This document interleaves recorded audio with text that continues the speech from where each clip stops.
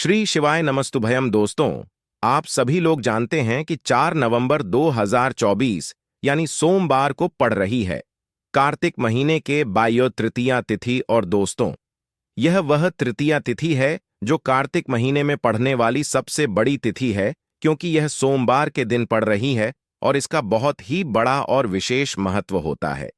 पूज्य गुरुजी ने कहा है कि अगर कभी भी मौका लग जाए और कार्तिक महीने के सोमवार तृतीया तिथि को पड़ जाए तो आप लोगों को एक दीपक वाला उपाय तो अवश्य ही करना चाहिए। इन दोनों का संयोग बहुत कम आता है और इसी के साथ में गुरुजी ने अपनी शिव पुराण कथा में बताया है कि इस दिन आपको एक दीपक वाला उपाय तो आपको अवश्य ही करना चाहिए, क्योंकि ऐसा दिन पूरे साल में सिर्फ एक ही बार आता है। और दोस्तों, आप सभी लोग जानते हो कि सोमवार तृतीया तिथि का अगर सबसे बड़ा कोई उपाय है तो एक दीपक वाला उपाय है। जिन लोगों ने इस उपाय को ना किया हो, मतलब पूरा साल निकल गया, उन्होंने किसी दिन इस एक दीपक वाला उपाय को ना किया हो, पर दोस्तों, आपके पास एक आखिरी मौका बचा हुआ है जो कि 4 नवंबर के दिन है। तो इस दिन आप लोगों को इस वाले उपाय को जरूर कर लेना है। भले ही आपने पूरे महीने भर इस उपाय को ना किया हो, पर अगर आपने इस कार्तिक महीने के सोमवार तृतीया तिथि के दिन अगर इस वाले उपाय को कर लिया तो आपको इस उपाय को करने का वह फल मिलेगा जिसके आपने कभी कल्पना भी नहीं करी होगी। इसीलिए आप लोग इस वाले उपाय को एक बार जरूर कर लेना है, ताकि आप लोगों के हाथ से यह मौका ना जा सके और आपको इस उपाय को करने का फल मिल सके। दोस्तों, यह उपाय पंडित जी ने अपनी अभी के ही श्री शिव महापुराण के कथा में बताया है, जिस उपाय को आज हम आपको बहुत अच्छे से समझाने वाले हैं। इस वीडियो को देखने के बाद इस उपाय को समझने के लिए आपको कोई और वीडियो को देखने की जरूरत नहीं पड़ेगी। तो चलिए दोस्तों, उपाय को ऐश करते हैं। देखिए, यह इस कार्तिक महीने के तृतीया तिथि के दिन यह इतना खास होता है, इतना महत्वपूर्ण होता है। देखा गया है कभी कभी बड़े बड़े पूजा पाठ अनुष्ठान से जो मनोकामना पूर्ण नहीं होते, वह कार्तिक महीने के सोमवार तृतीया तिथि के दिन एक छोटे से उपाय करने से ही आपके मनोकामना पूर्ण हो जाती है। और बहुत सारे लोगों ने इस उपाय को किया भी है और उनको इस उपाय को करने का फल भी जरूर मिला है। अगर आप लोग भी इस उपाय को करना चाहते हैं तो आप इस उपाय को पहले अच्छे से समझ लेना, सुन लेना, उसके बाद करना। आपको इस उपाय का फल जरूर मिलेगा। और इस उपाय को कर लेने से आपके घर में चाहे किसी भी प्रकार के दुख और समस्या क्यों ना चल रही हो, आपको उसका कारण भी नहीं पता है कि यह समस्या किस कारण से चल रही है। उसका कुछ भी कारण हो सकता है, जैसे पितृदोष हो सकता है या किसी भी तरह का मंगल दोष भी हो सकता है। तो इस दिन आप लोगों को यह वाला उपाय कर लेना है। यह एक ऐसा उपाय है जिस उपाय को अगर किसी विशेष दिन पर किया जाए तो बयास उस विशेष दिन का जो है वह तो हमें मिलता ही मिलता है, पर हमने उस दिन पर इस उपाय को किया है तो हमें उससे भी बड़ा फल मिलता है और फल बहुत जल्दी मिलता है, क्योंकि आप इस उपाय को बहुत ही बड़े और विशेष दिन पर कर रहे हो। तो चलिए अब उपाय के बारे में बात करते हैं, लेकिन उससे पहले आप लोगों को यह जानना आवश्यक है कि आखिर यह उपाय किस समय करना है, किसको करना है और कैसे करना है। तो चलिए हम आगे आपको वीडियो में एक एक करके बता देते हैं। लेकिन उससे पहले अगर आप लोग हमारे चैनल पर पहली बार आए हैं या फिर मेरी आवाज आज पहली बार सुन रहे हैं तो हमारे चैनल को सब्सक्राइब जरूर कर लेना और इस वीडियो को लाइक करके कमेंट बॉक्स में श्री शिवाय नमस्तुभयम ओम नमः शिवाय जरूर टाइप कर देना। तो दोस्तों, इस एक दीपक वाला उपाय को हमें इस सोमवार तृतीया तिथि के दिन कैसे करना है, किसको करना है, किस समय करना है और कहां पर करना है, यह सारे सवालों के जवाब आपको इस वीडियो में मिल जाएंगे। और जो यह वीडियो देखेगा उसको एक दीपक वाला उपाय जरूर करना चाहिए, क्योंकि इस दिन एक दीपक का भी बहुत ही बड़ा और विशेष महत्व होता है। और जब बात आ जाए एक दीपक वाला उपाय के, तो यह सोने पर सुहागा वाली बात हो जाती है और यह एक बहुत ही बड़ा उपाय हो जाता है इस तृतीया तिथि का। तो अब दोस्तों, इस एक दीपक वाला उपाय को आखिर करना कि किसको है, सबसे पहले हम लोग वह बात जान लेते हैं। तो देखो, घर के जो बड़ी माताएं बहनें होती हैं, उन माताओं बहनों में से कोई भी एक बड़ी माता बहन इस वाले उपाय को कर सकती है। और दोस्तों, अगर आप चाहे तो अपने घर में से सभी सदस्यों को भी इस उपाय को करवा सकते हैं। अगर किसी व्यक्ति के खुद के कोई मनोकामना है, खुद के कोई दुख और परेशानी है जो कि वह अपने लिए ही करना चाहता है, इस वाले उपाय को तो वह खुद अपने लिए भी कर सकता है। बाकी अगर कोई घर में से ऐसा है जो कि अपने पूरे घर परिवार के सुख और शांति के लिए यह वाला उपाय करना चाहता है तो वह भी कर सकता है, उसमें भी कोई दिक्कत वाली बात नहीं है। कहने का मतलब यह है कि इस उपाय को हर एक सदस्य भी कर सकता है और पूरे घर परिवार के सदस्य के लिए घर के बड़ी माताओं बहनों में से कोई एक माता बहन भी कर सकती है। माताएं बहनें अगर घर में उपस्थित ना हो या वह यह वाला उपाय ना कर पा रही हो तो फिर घर का कोई बड़ा सदस्य भी इस एक दीपक वाला उपाय को कर सकता है, चाहे फिर वह पुरुष ही क्यों ना हो, उसमें कोई भी दिक्कत वाली बात नहीं है। अब दोस्तों, जो अगला प्रश्न निकल कर आता है वह यह आता है इस उपाय को लेकर कि आखिर इस उपाय को हमें किस समय करना है, सुबह के समय करना है कि शाम के समय करना है। तो देखो, इस वाले उपाय को आप लोग सुबह के समय भी कर सकते हो और शाम के समय प्रदोष काल में भी कर सकते हो। अब अगर आप पूछो कि सबसे उत्तम समय कौन सा रहेगा इस एक दीपक वाला उपाय को करने का, तो हम आपसे बस यही कहेंगे कि इस उपाय को आप सुबह के समय करेंगे तो ज्यादा बेहतर होगा। बाकी अगर प्रदोष काल शाम के समय भी करेंगे तो भी अच्छा होगा, उसमें कोई भी दिक्कत वाली बात नहीं है। तो अब दोस्तों, जो अगली सबसे बड़ी और महत्वपूर्ण बात आती है वह यह आती है कि सुबह अगर हम उपाय को करेंगे तो हमें कितने ने बजे से लेकर कितने बजे तक के बीच में करना है, और शाम के समय प्रदोष काल में करेंगे तो हमें कितने बजे से लेकर कितने बजे के बीच में करना है। तो देखो, सुबह जितनी जल्दी हो सके आप उपाय को करने की कोशिश करना। बाकी अगर किसी कारणवश लेट भी हो जाओ, थोड़ी देर भी हो जाए तो 10 या 11 बजे तक भी आप उपाय कर लेना, पर 1200 बजे से ज्यादा देरी ना हो, ठीक है? इस बात का ध्यान रखना। उसके बाद में दोस्तों, अगर शाम के समय प्रदोष काल के बात करें, प्रदोष काल का जो समय है होता है वह शाम के 6 बजे से शुरू हो जाता है। मतलब शाम के 6 बजे से लेकर 7 बजे के बीच का जो समय होता है यह समय प्रदोष काल का समय होता है। तो आप इस उपाय को 7 बजे या शाम के 6 बजे के बीच में भी कर सकते हो। मतलब शाम के 6 बजे से रात 8 बजे के बीच में आप कभी भी इस वाले उपाय को कर सकते हो, उसमें कोई भी दिक्कत वाली बात नहीं है। दोस्तों, सबसे पहला यम का दीपक कैसे जलाना है वह समझ लीजिए। देखिए, यम का दीपक जो होता है वह बहन अपने यास के लिए भी जलाएंगे और आस जो है अपने बहन के रक्षा के लिए भी जलाएंगे, ठीक है? यानी कि बहन दोनों को यह दीपक दान करना चाहिए अपने अपने घर पर।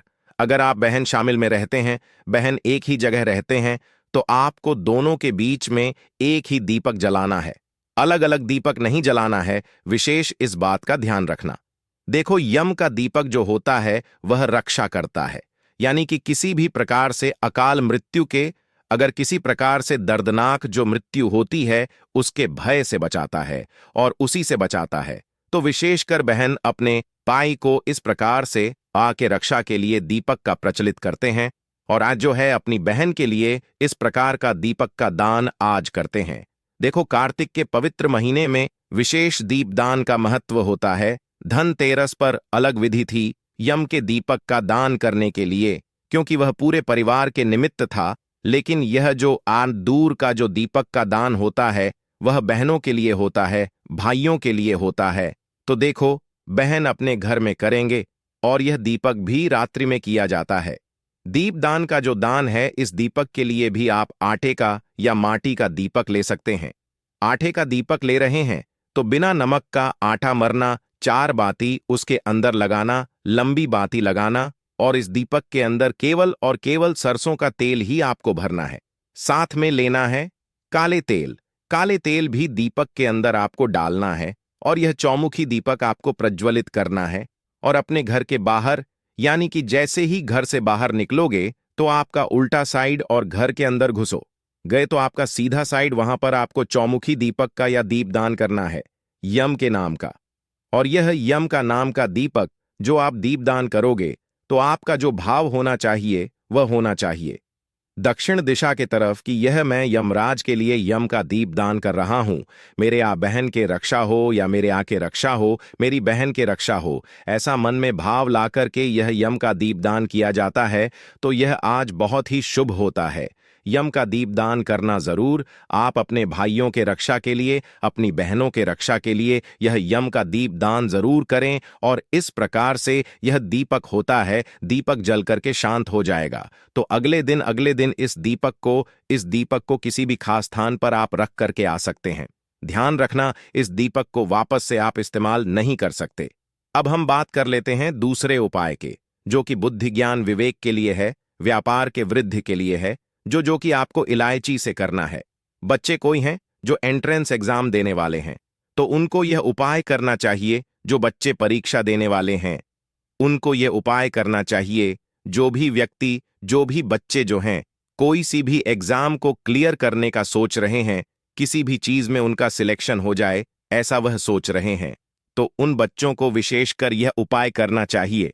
बच्चों के माँ को नहीं, बच्चों को खुद को यह उपाय करना है। देखो, पहली आ गई, आपको बात समझ में। देखिए, दूसरी बात यह है, जिन बच्चों का पढ़ाई लिखाई में मन नहीं लगता है, उनको भी यह उपाय करना है।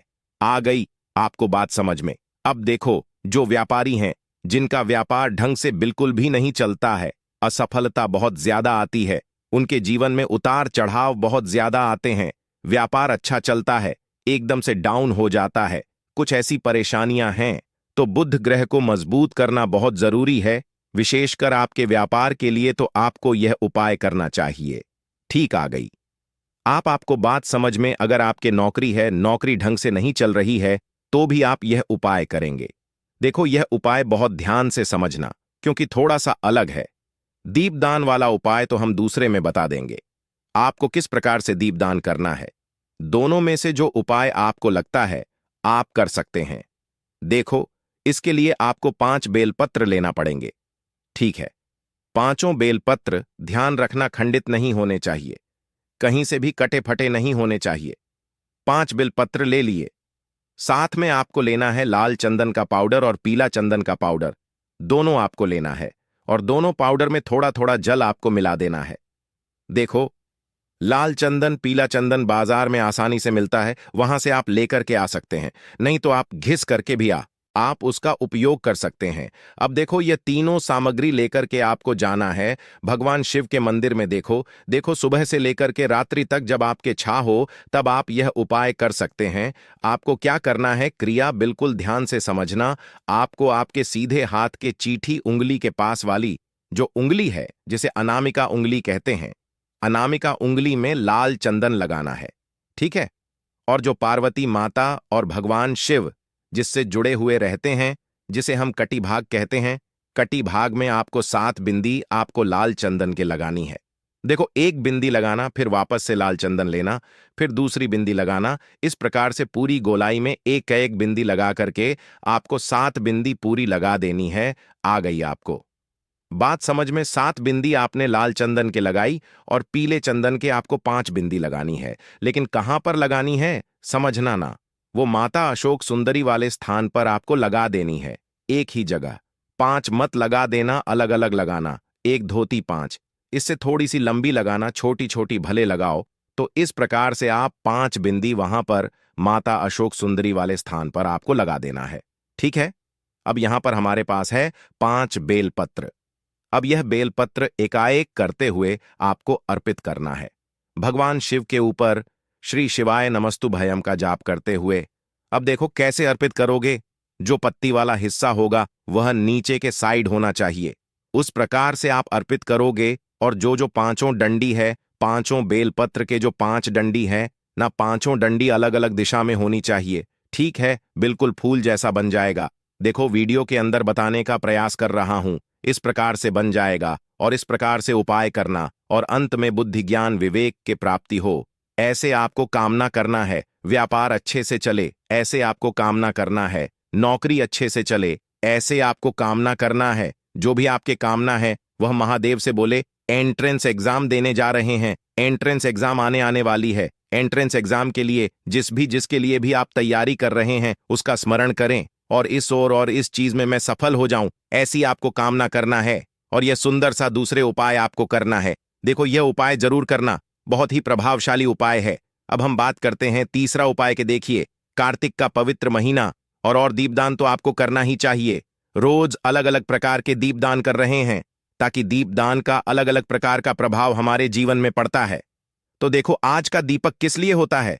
बुद्धि, ज्ञान, विवेक के लिए। ठीक है। साथ ही साथ अगर यह उपाय शुक्रवार के दिन करोगे तो फिर लक्ष्मी जी के लिए, यानी कि धन प्राप्ति के लिए यह उपाय हो जाएगा। देखो, करना क्या है समझना। 4 नवंबर तृतीया तिथि के रात में आपको 3 दीपक वाला ये उपाय करना है। देखो, तीनों दीपक भी लगा सकते हो या एक दीपक लगाना चाहते हो, 3 जगह दीपक लगाना है। अगर एक दीपक लगाना चाहते हो तो एक दीपक भी आप लगा सकते हैं। 3 दीपक लेना, हम 3 दीपक का बता रहे हैं। तीनों में से जहां आपकी इच्छा हो वहां पर भी आप लगा सकते हैं या तीनों जगह भी लगा सकते हैं। आ गई आपको बात समझ में? 3 दीपक लेना है, तीनों दीपक गोलबाती के होंगे। तीनों दीपक में आपको घी भरना है, साथ में साबुत हरी इलायची लेना है। हरी इलायची खंडित नहीं होनी चाहिए, हरी इलायची भी साबुत आपको लेना है। ठीक है, 3 हरी इलायची ले ली, 3 दीपक ले लिया। सबसे पहली हरी इलायची, और ये जो दीपक है आपको कहां पर रखना है? तुलसी जी के वहां पर। आज आपको तुलसी जी के जड़ में दीपक रखना है गोलबाती का, और इसी दीपक के अंदर एक हरी इलायची आपको डाल देनी है। आज हरी इलायची वाला ला दीपक जैसे जलता है ना तुलसी जी के वहां पर, तो वहां का जो दीपक का जो औरा रहता है वहीं पर ओम नमो भगवते वासुदेवाय का जाप करना 11 बार, और तुलसी जी से अब जो भी कामना है आपके वह आपको बोल देना है। कार्तिक का पवित्र महीना, तुलसी जी में दीपदान, और वह भी इलायची डाल करके, और आपके जो भी मनोरथ है वह जरूर पूरी करेगा। देखो, पहला दीपदान आपने कर लिया तुलसी जी के वहां पर। दूसरा जो दीपदान है, आपको यह दीपक ले जाना है भगवान शिव के मंदिर में, और भगवान शिव के मंदिर में दीपक के अंदर इलायची डालक के भगवान शिव की आरती करना, और दूसरा दीपक वहां पर भगवान शिव के सामने रखना, और आपके जो भी इच्छा है वह आपको बोल देना है। ठीक है। अब जो तीसरा दीपक का दान आप करोगे वह करोगे आंकड़े के पेड़ के जड़ में। यह भी इलायची डाल करके ओम गण गणपति नमः या श्री गणेशाय नमः का 11 बार जाप करके यह आप वहां पर आप अर्पित करोगे, जिससे बुद्धि, ज्ञान, विवेक के प्राप्ति होगी।